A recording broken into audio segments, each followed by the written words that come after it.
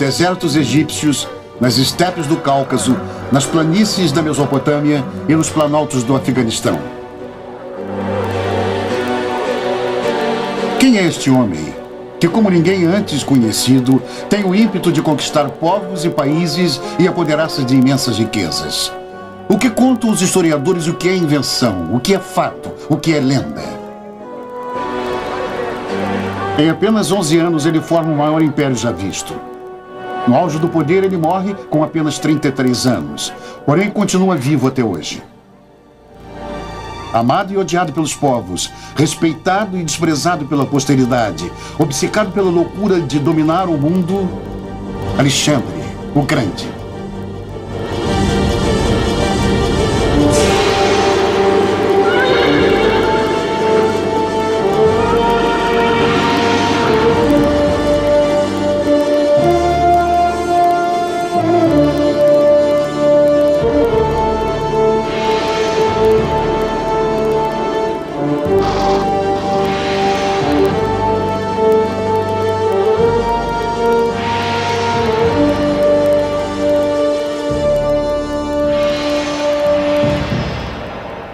Atenas, o centro do Estado grego. Batalhas pelo poder abalam o berço da democracia moderna desde meados do século IV a.C. Um pequeno povo conseguiu conquistar a supremacia: os macedônios. No palácio de Agai são planejadas as batalhas de conquista. Alexandre nasce num mundo de guerras e intrigas. Seu pai, Filipe II, tinha formado o exército mais combativo da antiguidade. A história de Alexandre começa com uma lenda. Filipe desiste da compra de um cavalo, pois este era indomável. Alexandre, ainda menino, observa que o cavalo teme a sua própria sombra. Agarra suas rédeas, o gira na direção oposta do sol e obtém sucesso. Assim descreve a cena um historiador grego da época. O rei presenteia o príncipe com um cavalo que ele chama de bucéfalo e diz: "Meu filho, procure seu próprio reino. Esta Macedônia é pequena demais para você." Alexandre é educado com o espírito grego. Seu professor Aristóteles lhe ensina ciências naturais e arte, literatura e política. Alexandre está com 20 anos. Seu relacionamento com o pai é tenso. Filipe é assassinado no teatro na frente de todos. Como herdeiro do trono, ele assegura seu poder, mandando eliminar inúmeros parentes e todos os possíveis rivais. A guerra contra os persas, arqui-inimigos dos gregos, serve para fortalecer seu próprio poder. Ele busca no oráculo de Delfos a previsão de sua vitória. A sacerdotisa se nega a recebê-lo neste dia e ele força sua entrada no templo. Ela grita com raiva: "Você é imbatível." Ele transforma a palavra em invencível. Na primavera de 324 a.C., ele parte para leste, liderando 60.000 soldados em direção ao futuro incerto.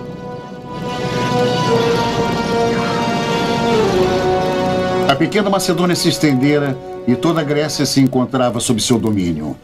O próximo adversário, o Império Persa, que abrangia as regiões costeiras da Ásia Menor, o Egito, o Oriente Médio, as regiões onde hoje são o Afeganistão, o Paquistão e algumas partes da Índia.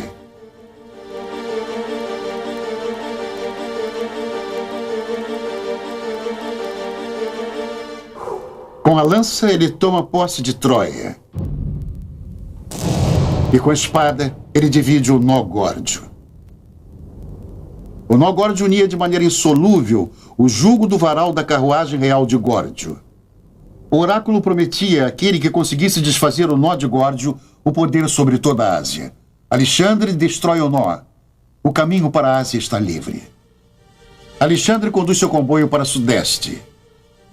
O grande monarca Dario sai da Babilônia ao seu encontro. No ano de 333 a.C. tem início a grande batalha de Issus. Alexandre se arremessa contra o inimigo cujo exército é 10 vezes superior.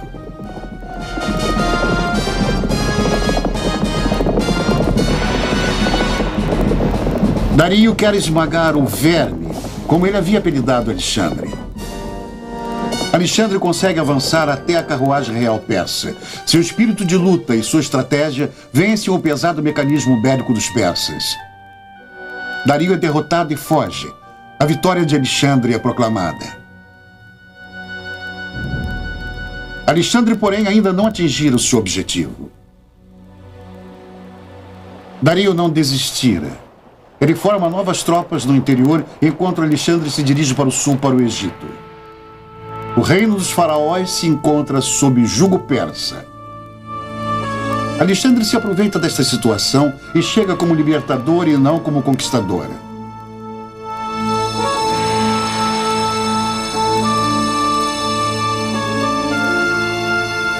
Ele admira a cultura grandiosa.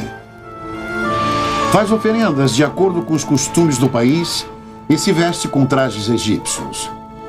Numa cerimônia grandiosa, ele se deixa coroar o faraó e funda uma cidade com seu nome, Alexandria. Fortalecido pelo oráculo dos sacerdotes e declarado faraó do Egito e filho de Deus, ele marcha ao encontro do rei persa. Narra-se detalhadamente sobre suas decisões desde muito jovem, sua bravura e seus atos heróicos. Porém, nada é narrado de seus bravos soldados guerreiros, nem do séquito de tropas não combatentes.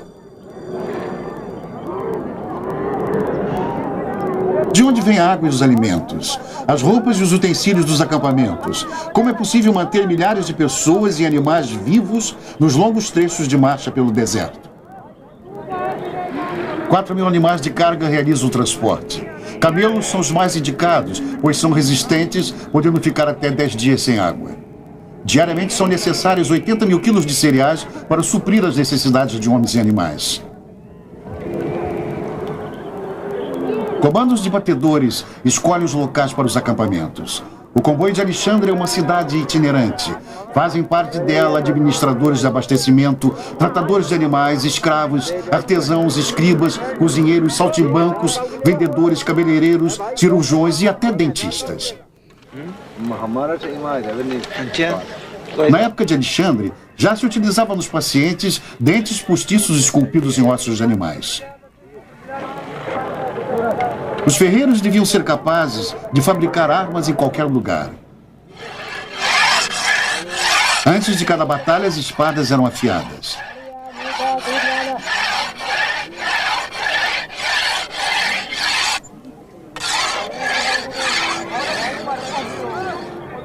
Oito 8.000 cavalos faziam parte do comboio de Alexandre. Através da criação, seu número é mantido constante. Aproximadamente 200 ferreiros estão a serviço do exército. E tudo custa dinheiro. Os artesãos, as provisões e tudo que é necessário para complementar a maquinária bélica. Alexandre precisa da próxima batalha para ter lucro.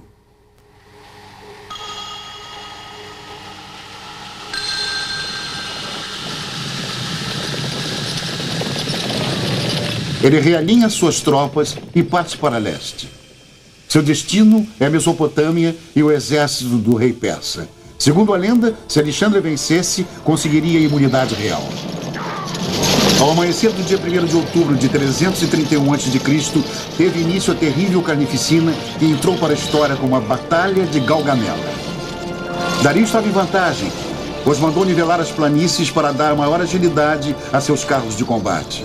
Mas como na batalha anterior, ele é tomado de pânico e foge.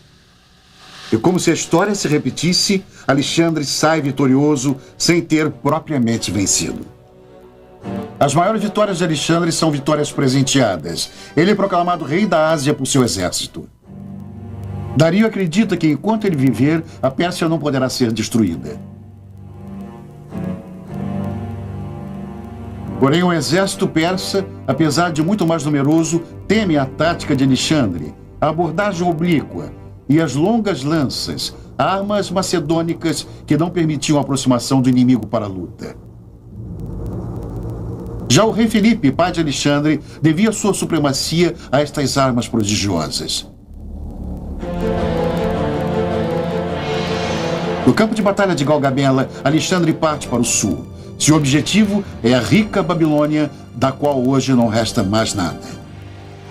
Uma reconstrução nos deixa apenas adivinhar a grandiosidade da Torre de Babel. Os gregos admiram a maior cidade do Oriente Médio. Em marcha triunfante, Alexandre entra na cidade.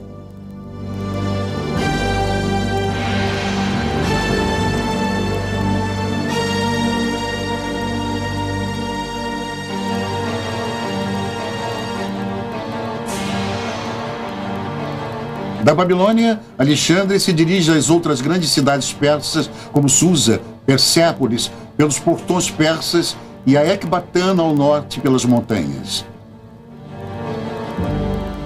Há muito que a marcha, com sede de vingança, motivo da partida dos soldados gregos, terminara, mas Alexandre continua.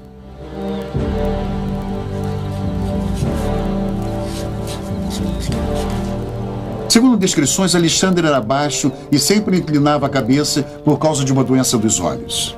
Obcecado pela ideia de apoderar-se de terras desconhecidas ao leste, ele continua sem descanso, como se não houvesse retorno.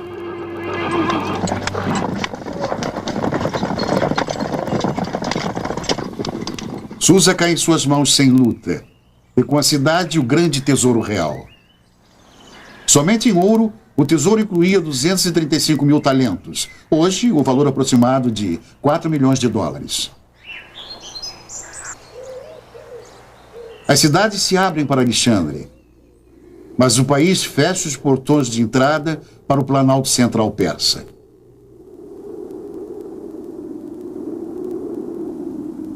Com grandes perdas, Alexandre consegue conquistar Persépolis e a majestosa residência de Dario, situada além da cordilheira. Um relevo em Persépolis mostra uma delegação de Bactria, hoje Afeganistão, a caminho de uma audiência com o monarca. Os relevos dos muros da cidade são documentos da história da antiga Pérsia. Os guardas de Dario desertam, passando para o lado de Alexandre.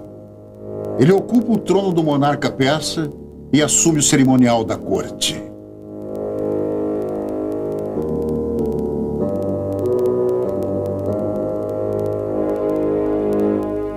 Alexandre agora é o grande monarca da Pérsia.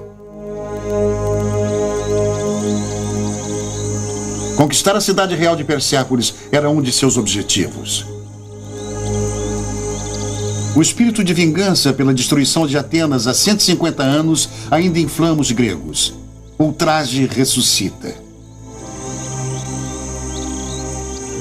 Persépolis era a cidade mais suntuosa da Pérsia. A fachada do palácio de Dario I era enfeitada com tijolos esmaltados, segundo a descrição de um contemporâneo. Um muro de 7 metros de altura, composto de tijolos e pedras, circundava a cidade para tornar a Pérsia forte por todos os tempos. O historiador da antiguidade estava equivocado. Os soldados de Alexandre querem a sua parte da rica conquista. Então, sob forte pressão, a cidade é liberada à pilhagem. Com incêndio sem igual na história, o nascimento de um novo império deve ser comemorado.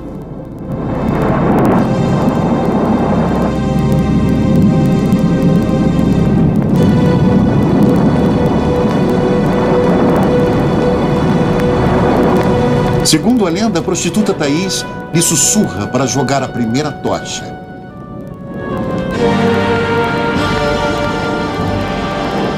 Persépolis é consumida pelas chamas. No dia seguinte, Alexandre está abalado pelo seu ato irresponsável. Horrorizado, ele observa as ruínas fumegantes, compreendendo que tinha destruído seu próprio palácio.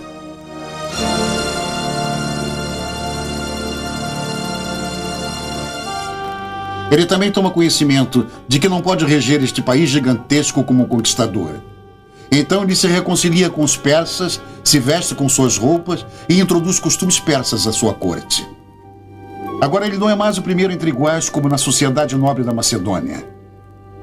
Como soberano oriental, ele agora exige honrarias como a prosternação e a saudação submissa da mão à boca.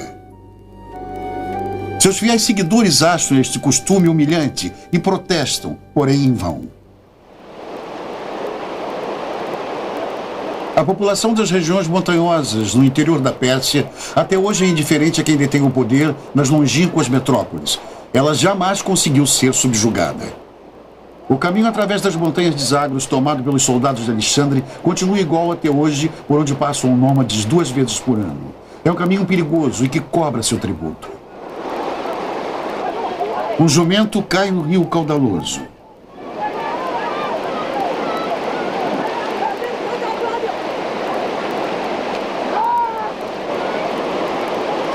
A carga pode ser salva, porém, o animal está morto.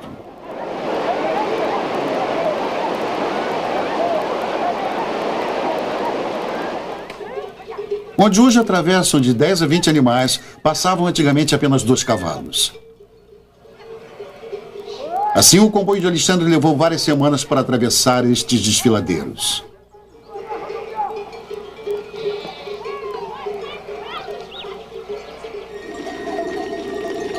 Um desfiladeiro ao norte da Pérsia, perante a cidade de Ecbatana.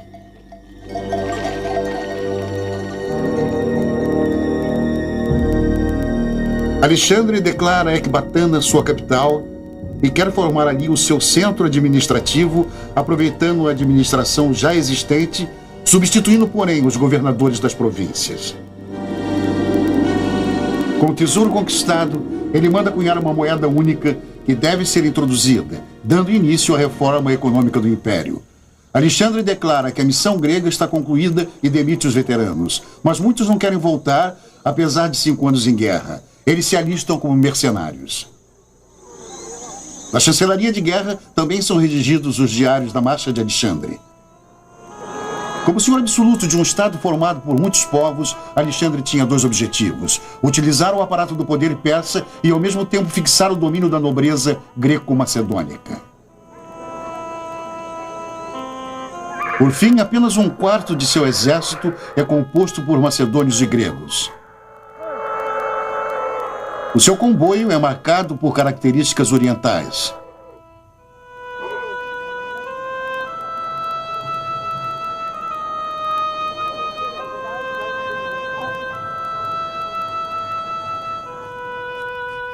Alexandre tomou o Império Persa como exemplo, escreveu o historiador Curtius Rufus.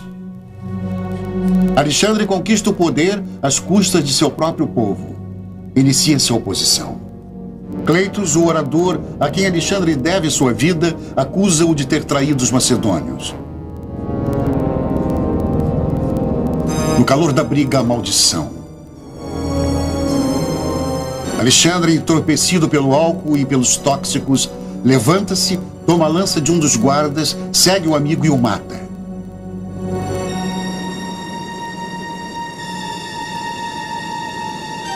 Assustado com o que acabara de fazer, é salvo no último instante antes de cometer suicídio.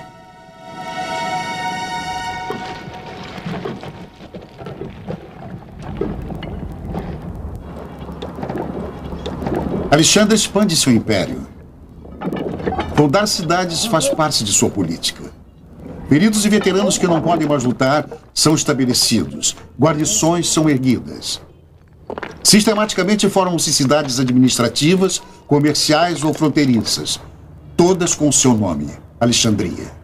Os historiadores contam 70 cidades fundadas, 24 são comprovadas até hoje. Alexandre avança até o rio Oxus, ao norte do Afeganistão, fundando uma cidade onde hoje estão as ruínas de Takit e Sangin. Em um vale próximo às ruínas, comerciantes do século passado fizeram um dos achados mais sensacionais do Império Persa: o tesouro de Oxus, tudo em ouro maciço, enterrado durante as guerras de Alexandre.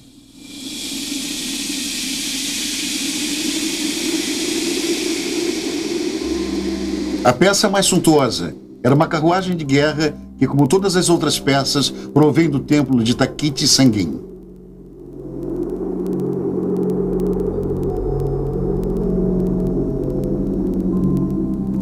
O ouro com o qual se financiava as guerras era guardado em templos que serviam a Alexandre como bancos.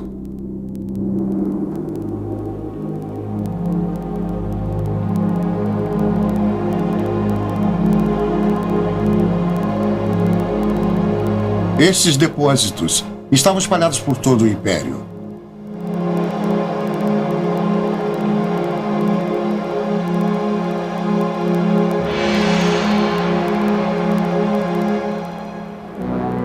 Alexandre quer controlar o seu império totalmente até o canto mais remoto, porém não é possível manter tantos depósitos, bases e guarnições espalhados em regiões tão longínquas por muito tempo. Ataques de tribos nativas os obrigam a bater em retirada. Alexandre sonha com a mistura de raças, formando um só povo. Mulheres são levadas aos acampamentos, muitas vezes à força. Alexandre estimula a mistura de seus soldados com mulheres nativas, pois ele precisa de novos soldados. Muitas crianças nascem nos acampamentos. Calcula-se que o número de crianças em seu comboio tenha chegado a 10 mil. Ele mantinha um verdadeiro mercado casamenteiro.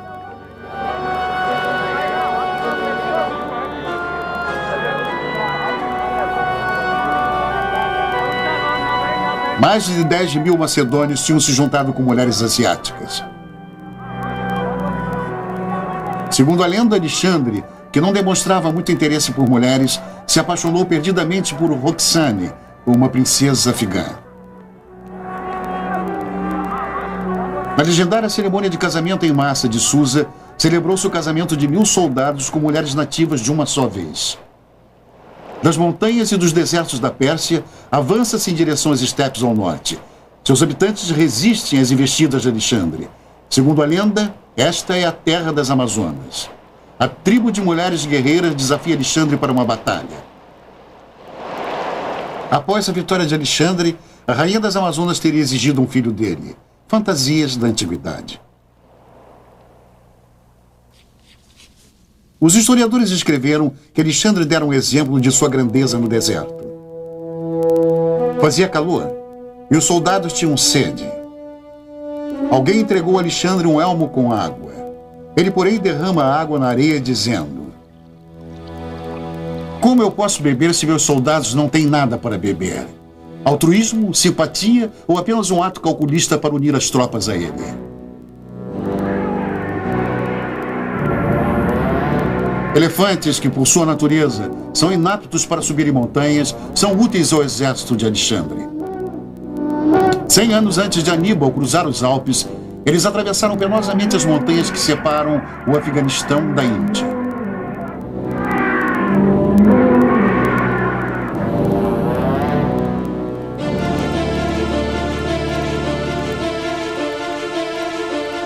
De Ecbatana, a metrópole administrativa e financeira, a marcha prossegue no Afeganistão até Samarcanda. A guerra durou 2 anos nas regiões fronteiriças.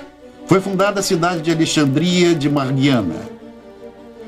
No ano de 327 a.C., continua-se a marcha para o norte da Índia, hoje o Paquistão, atravessando as montanhas do Indo-Custão.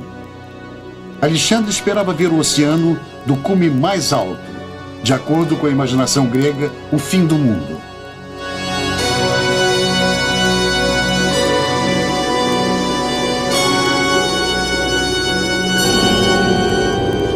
Mas só se enxergava montanhas e geleiras.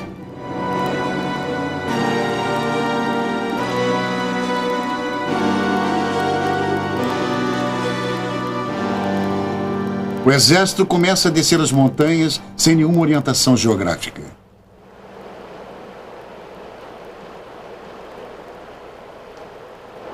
Era este rio afluente do Nilo? Estas cidades por eles destruídas estavam próximas do Egito? Seguindo este rio chegariam ao Mediterrâneo? Como Alexandre poderia conquistar o mundo sem saber onde se encontrava? O historiador Arriano conta que Alexandre reconhecera antepassados dos gregos em um povo ao norte do Paquistão. Dionísio, o deus do vinho, não foi até a Índia? Vinhedos iguais aos da Grécia crescem na região montanhosa da cidade de Nisa. Vinha e era são atributos do deus grego Dionísio.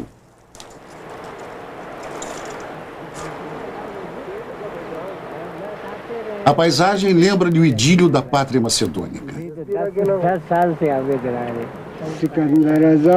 Nas histórias narradas pelos Kalashi, um povo do Paquistão preso a antigas tradições, o comboio de Alexandre permanece vivo até hoje. Eles acreditam que os soldados greco-macedônicos sejam seus ancestrais e dos quais eles sentem muito orgulho. Já na chegada de Alexandre, eles lhe asseguram que o deus Dionísio tinha fundado suas cidades e povoados. Com música e vinho, faz-se uma festa. Alexandre ratifica o cargo do rei dos Kalashi. Alexandre faz uma oferenda a Dionísio. Muitos macedônios coroam-se com Hera e se extasiam.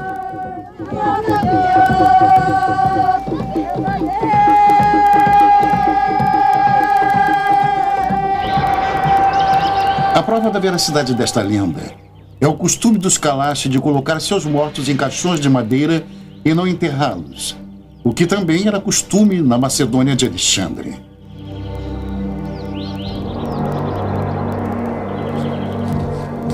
Chega ao fim a primavera do ano de 327 a.C.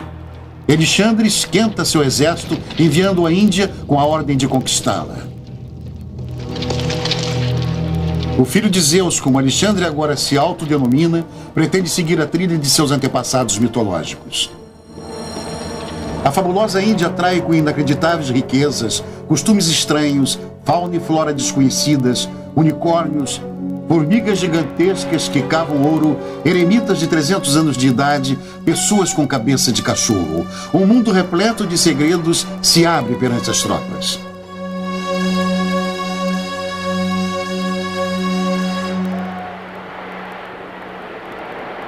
Nas férteis planícies, Alexandre se apodera de 230 mil cabeças de gado. Numa ação audaciosa, ele envia os melhores exemplares à Grécia para sublimar a criação de gado na Macedônia.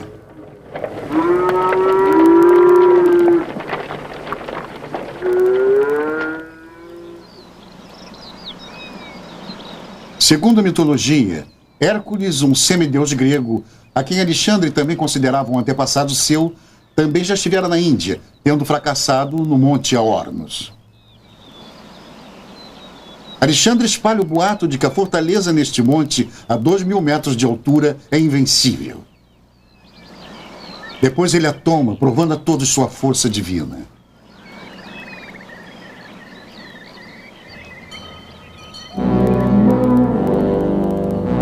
Continua a descida, extremamente penosa em direção ao vale.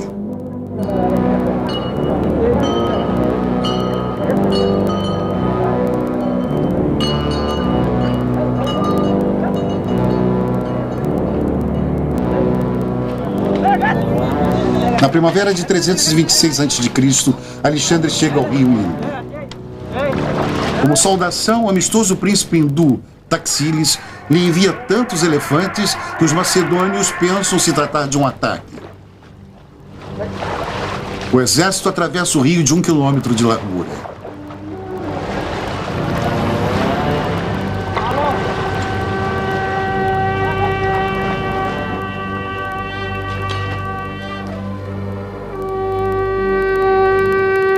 Na Índia, Alexandre descobre um povo com uma cultura e uma forma de vida que lhes são totalmente estranhas. Ele está fascinado com as pessoas que sempre estão orando e meditando, levando uma vida modesta. Taxila, ao norte do Paquistão de hoje, é o centro cultural mais importante da Índia. O príncipe Taxílis, dedicado a Alexandre, continua soberano em seu reino. As ruínas da cidade dão testemunho de sua grandeza. Os soldados de Alexandre temem as cidades. O historiador Heródoto não havia narrado coisas terríveis?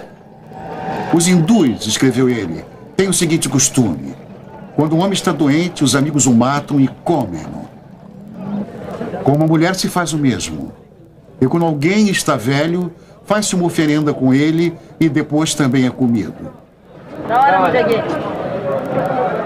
O medo de encontrar canibais na Índia é sem fundamento. Gregos e hindus, lado a lado, resultam numa única união, a chamada cultura Gandhara. Canteiros indianos esculpem a história do cavalo de Troia. Cassandra, que prevê um desastre, grita o seu aviso.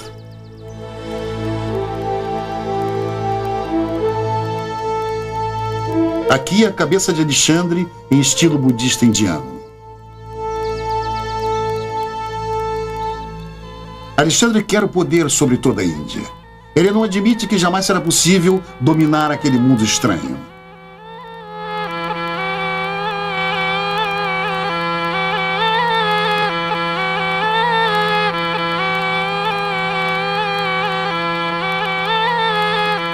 Cobras são um grande perigo. Alexandre, que conduz em seu comboio cientistas especializados em várias disciplinas, lhes ordena que pesquisem métodos de cura e soros antiofídicos. Na Índia morreram mais soldados de seu exército por picadas de cobras do que em todas as batalhas. Se na Pérsia Alexandre possuía mais de 30 elefantes, agora, depois do presente do rei Taxílides, são mais de 60. O próprio Taxílides lhe disse: o que você deve temer na Índia são os elefantes.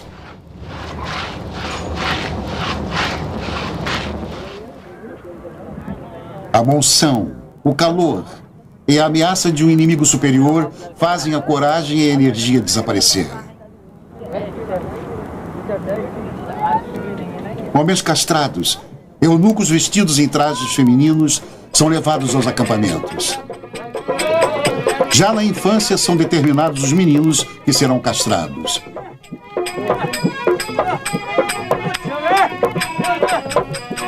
Hoje, como antigamente, artistas para diversão. Festas com danças e bebidas devem levantar o moral das tropas que estão marchando há quase uma década. Alexandre contratou pesquisadores gregos e indianos para estudarem o potencial de aprendizado dos elefantes e a sua utilização nas guerras.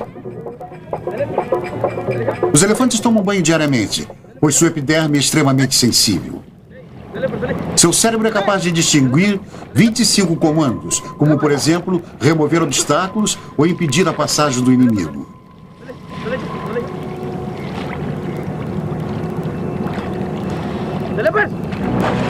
Na batalha, eles pisoteiam tudo que se encontra à sua frente.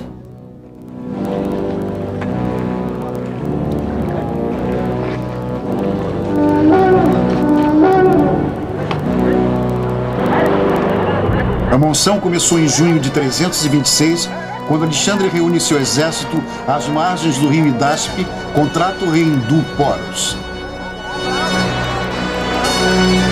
O início da última grande batalha.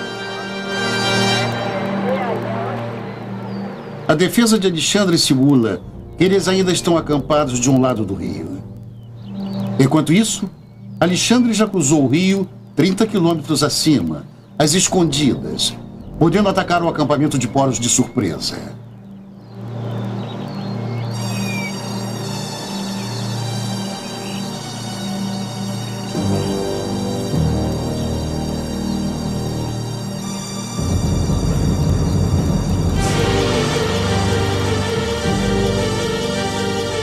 As bases móveis de Porus são auxiliadas pela infantaria.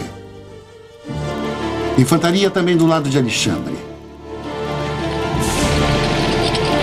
Foi a Batalha dos Elefantes. Alexandre não tinha nenhuma chance contra um número muito maior de elefantes de Porus. Porus avançou com toda a força.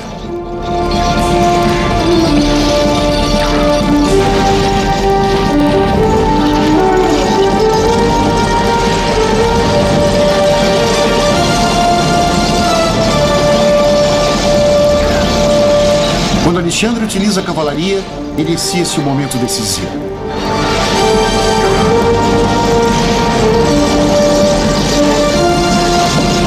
Agora inicia-se a luta corpo a corpo. Horus luta sobre seu elefante e é ferido mortalmente.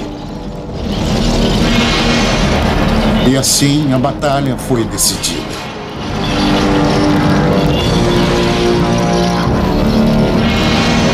Bucéfalo, o cavalo com o qual Alexandre cavalgou até a Índia, morre no campo de batalha.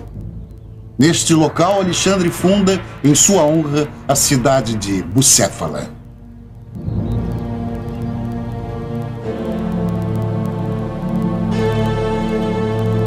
Após a batalha, Alexandre visita Poros ferido e pergunta como este gostaria de ser tratado. Poros responde: trate-me como um rei. Alexandre aceita, não por generosidade, mas sim por cálculo político, pois sabe muito bem que seu poder fracassaria sendo ele um estranho na Índia.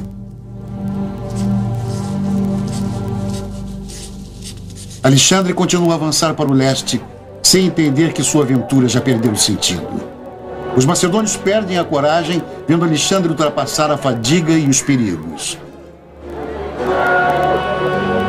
Muitos resignam-se. Uma delegação é enviada a Alexandre para declarar que os soldados se negam a seguir com seu rei. Alexandre defende seu plano num discurso inflamado, porém sem sucesso. Ele passa 3 dias e 3 noites calado e recluso em sua tenda, com a sensação de ter sido traído pelas próprias tropas pouco antes de atingir seu objetivo. No 4º dia, ele diz que um oráculo o aconselhara a retirada. A notícia se espalha rapidamente. Ninguém se atreve a acreditar que após 11 anos a guerra tenha realmente terminado. Armadores fenícios são trazidos para construir uma frota de 1000 navios. Sobre as águas ou pelas margens, se inicia a descida para o sul pelo vale do rio Indo. Na foz de 2 rios, acontece um acidente com a barca real que vira nas corredeiras. Alexandre se salva, nadando para a margem. A marcha de guerra continua com extrema brutalidade. Alexandre vence a tribo dos Malas, mas não consegue conquistar sua capital. Aqui nenhum rei se joga a seus pés. A vitória tem que ser conquistada com muito sangue. Alexandre ordena a colocação de uma escada no muro da fortaleza. Ainda no comando, ele sobe impetuosamente. Com o peso dos outros soldados, a escada quebra e Alexandre pula para dentro da fortaleza. Cercado por inimigos, ele é atingido no peito por uma flecha. Seus soldados o salvam no último minuto. Alexandre, gravemente ferido, é levado para um local seguro. Logo, ele ordena o prosseguimento da marcha. Em 1 semana, ele já está cavalgando. Ele vai conquistando as cidades do sul do Vale do Rio Indo. Sob a pressão do inimigo, a antiga coragem volta a inflamar seus soldados. Agora, porém, com uma nota de desespero. Para que as conquistas? Por que Alexandre permitiu a morte de 7.000 pessoas para conquistar a cidade de Santana? Para que a destruição de uma grandiosa cultura e uma região impossível de manter? Alexandre organiza sua retirada.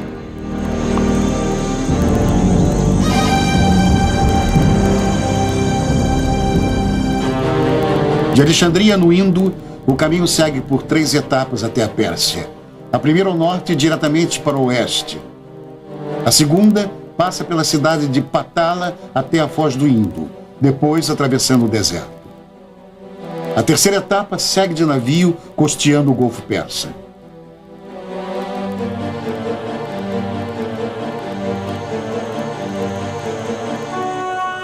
Alexandre levanta-se para o último grande golpe.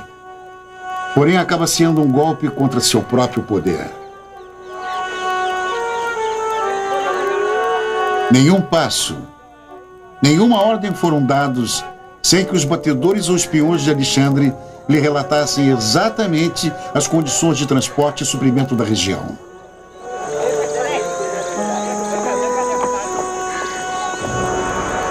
Mas agora ele ordena a marcha pelo deserto, sabendo que é uma marcha para a morte. A punição de Alexandre. Vingança, aqueles que ele acredita terem no traído na Índia. O líder conduz seus próprios homens à destruição. 3/4 do comboio não sobrevivem à marcha de 60 dias.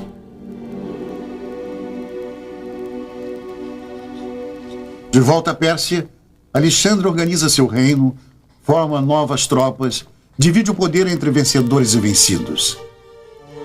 Ele morre de repente na Babilônia, de uma picada de mosquito, malária. Ainda no seu leito de morte, ele planeja a conquista da Arábia e da África. A Babilônia seria o centro de sua vida, mas foi a última estação de seu domínio. Um domínio marcado pela obsessão, pela teimosia, pela barbárie, pela loucura. Seguiram-se 100 anos de guerras. Nas lendas dos povos, ele continua vivo como um general, brilhante como príncipe da paz entre o Ocidente e o Oriente, como difusor da cultura grega e de uma nova era da humanidade.